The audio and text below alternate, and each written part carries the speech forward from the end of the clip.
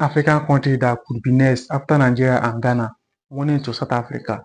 Nigeria and one South Africa, Ghana, one South Africa, but both in the same week. And right now, diplomatics are sitting in a room having uncomfortable conversation. But here is one nobody talking about.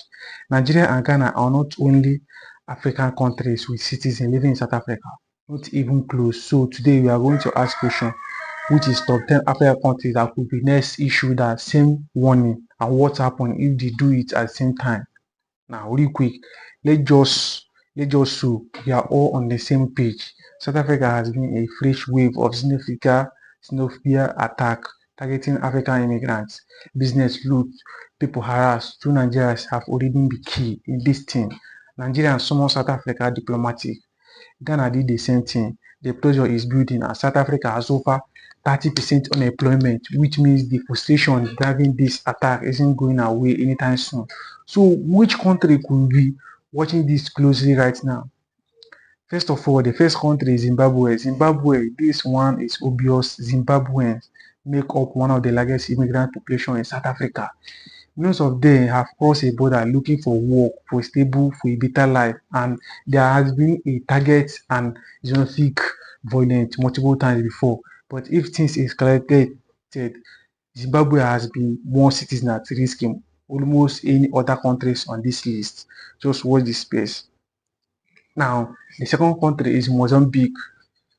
Another neighbor, another massive immigrant population inside South Africa. Mozambique has been living and working in South Africa for generations. Many in mining, many in some in agriculture, construction. They are deeply embedded in South Africa society, but that hasn't protected them when the violence started. Mozambique government has been lately quiet so far, but how long is it going to stop? Number three is Malawi. Malawi is a smaller country but a significant presence in South Africa.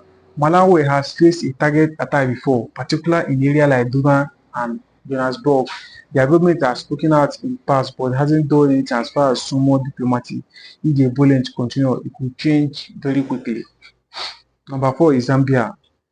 Zambia is a nation that has been caught up in a previous wave of xenophobic violence, and Zimbabwe is watching what Nigeria and Ghana just did carefully right now. There is growing conservation on Zimbabwe social media about whether the government should take stronger stand, or people are asking why are we still quiet. Number five country is Ethiopia. Ethiopia now is one of the most surprised. Ethiopia has a growing diaspora across Africa, including South Africa. Ethiopia owns small business like small store restaurants, you understand.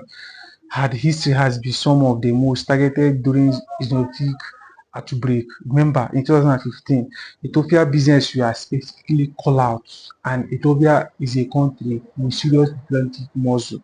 If they decided to step in, that changed the conservation that changed the conservation completely. Now is number six, Somalia.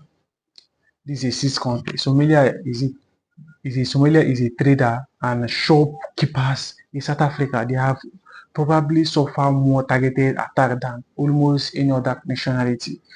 Internship across the country. Somalia's own a plaza shop has been looted, burned repeatedly. The government has limited diplomatic reach compared to what Nigeria and Ghana is facing. But here is human cost on Somalian nationality has been enormous. This community is deeply vulnerable right now. Number seven is Democratic Republic of Congo. And nationals are significantly part of South African immigrants community, particularly in Cape Town and Johannesburg. They has faced harassment, violation, and discrimination repeatedly. The DRC is a massive country with a lot of geography weight. If Kinshasa decided to raise its voice the way Abuja did, they add a whole different dimension to this crisis. Number eight is Cameroon. Cameroon professionals like doctors, engineers, teachers, many of them are working in South Africa. They have intended to be more educated, more middle class, but hasn't made them immune to targeting. Cameroonian has been monitoring their situation, even if attack on their citizens are documented, it's calculated, expect their government to follow Nigeria and Ghana lead. Number 9 is Senegal. Senegal punched away above its weight diplomatically. The president Faye has been vocal about African unity and Pan-African issue. Senegalese missionaries are spreading across Africa in trade and in business.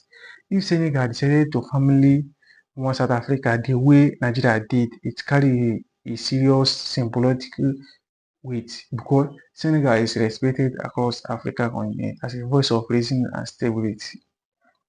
Now let's just go to the last one, which is Rwanda. Rwanda now, this is the most interesting one. Rwanda under President Kinjama has been one of the loudest voices for African dignity and self-determination. Kagame does not see it quiet when African people has been maltreated. Rwanda has been a smaller population in South Africa compared to other African countries on this list. But if Rwanda speak, African listen. A formal warning from Kigali will send a message that goes for beyond just a Rwanda citizen. So here's what you need to understand.